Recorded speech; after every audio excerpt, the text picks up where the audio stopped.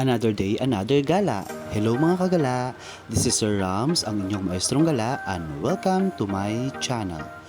So today is June 17 at meron tayong pupuntahan at ang aga-aga namin nagising at nagayak dahil meron kaming outing.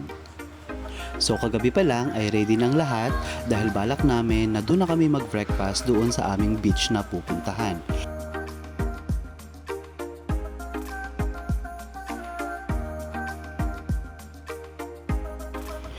Ayan, so welcome to Barangay Lonos. So papunta doon, ito yung view na makikita natin papunta doon sa Barangay Lonos. Dito sa Barangay Lonos. Ayan, just enjoying the view dahil maagang-maaga pa lang kaya wala pa masyadong dumadaan ng mga sasakyan. Ayan, ito po yung mga napakagandang tanawin dahil ito po ay gilid lang po siya ng kalsada. Ayan, so dito ay madadaanan po natin itong Magnificat Center. So ito po yung Magnificat Center po ng Romblon.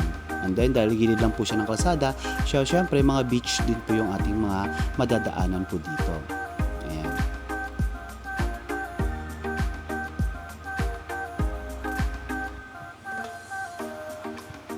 At syempre, madadaanan din po natin ang entrance ng Bonbon Beach, yung isa sa pinagmamalaki ng Romblon. Pero hindi pa po kami pupunta dyan kasi sa susunod pa na araw kami pupunta dyan, syempre. Ayan, so dito ay malapit na tayo sa ating pupuntahan na beach. And this is it. Welcome to Chamban Beach here in Romblon, Romblon.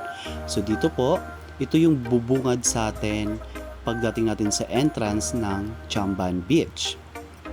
Meron silang mga cottages. Ayan, so napakalapit niya lang po sa kalsada. Bababa lang ng konti at taran, nandito na tayo.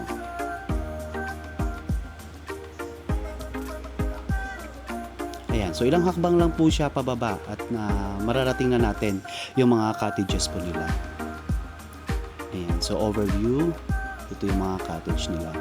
At syempre, ang kanilang napakagandang beach. Ayan, so ito po yung view pag nandun na po kayo sa kanilang beach.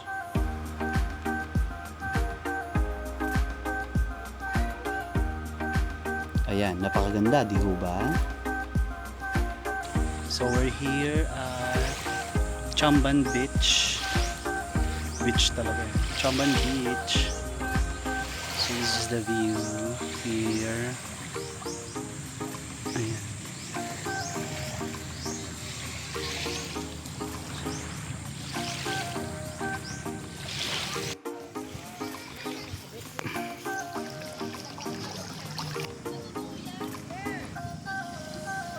So yun guys.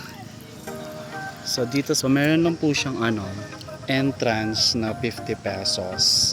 And then meron silang mga cottages worth 250 pesos. So yan yung mga cottage po nila. So nagre-range lang po siya ng 250 pesos. And then 50 pesos po yung entrance each. Ayan, tapos only swimming na po. Ayan, so ito yung view nila. Ito yung beach po nila. Ito po ay sa Chamban Beach. Ayan. Ayan.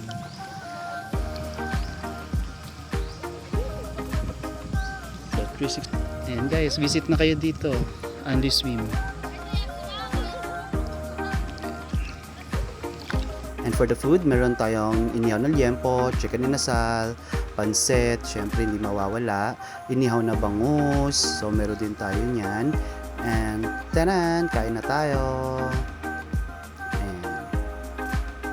So meron din po tayong wine and juice fresh from La Union. Ayan mga kagala, kain po tayo. Ayan, so syempre ang sarap ng kain natin dito kasi napakaganda ng ating view, of course. At syempre, dahil meron kaming dalang speaker, Anli kanta din. Sa ibig ko ihanapin lang at ang panahon at ang oras ng aking pagkawalan ay para sa aking kawan. Ayan, so napakaganda ng view dito guys. So punta na po kayo dito sa Chamban Beach.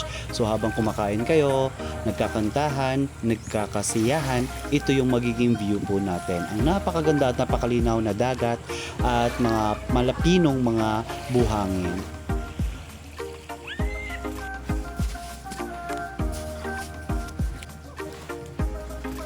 And so habang nagsiswimming kayo, dahil sa sobrang pino ng buhangin po dito, pwede kayong mag-create ng sand castle.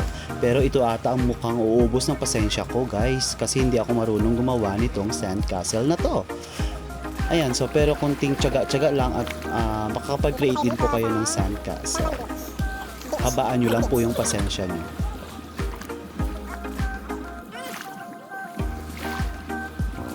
Ayan, so sobrang nag-enjoy din kami dito kasi nga first time ko din dito sa Chamban Beach. Ayan, so sobrang nag-enjoy kami lahat. Syempre.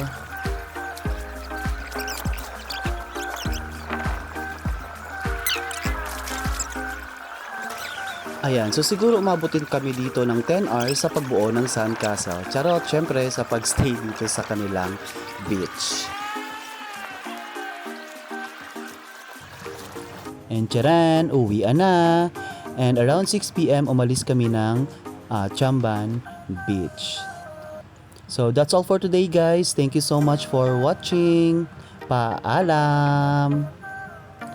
So don't forget to subscribe, like, comment, and share. Thank you for watching.